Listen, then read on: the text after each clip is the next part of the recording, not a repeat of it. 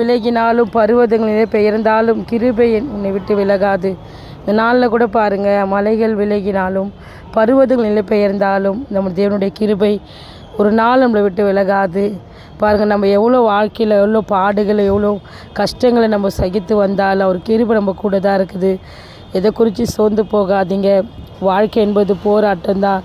பிரச்சனை இல்லாத மனுஷன் இல்லை. ஆனாலும் அந்த பிரச்சனை நடுவில், அந்த போராட்டத்தின் நடுவில் கர்த்தருடைய கிருபை நம்மளோடு கூட இருக்குது. எல்லாவற்றையும் நம்ம பேஸ் பண்ணி வாழலாம். தேவன் நம்மளோடு கூட இருக்கும்போது எதிலும் நம்ம தோற்று போக மாட்டோம், தலை குனிய மாட்டோம், வெக்கப்பட்டு போக மாட்டோம். அவரே நம்பி அவரே சார்ந்துருங்க. இந்த சேனல் அநேகருக்கு ஷேர் பண்ணுங்கள்.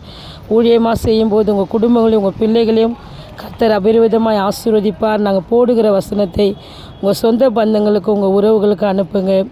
ஆண்டவர் நம்ம மனுஷ முகத்தை பார்ப்பாங்க, ஆனால் நம்ம இருதயத்தை பார்க்குறவர் கர்த்தர்.